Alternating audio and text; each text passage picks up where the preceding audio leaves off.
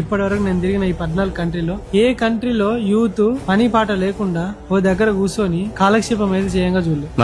మన దగ్గర తప్ప ఏ కంట్రీలో పనులు వదిలిపెట్టుకొని కూలీలు లెక్క బీరు బిర్యానీ కోసం పార్టీల మీటింగ్ పోగా చూడలేదు.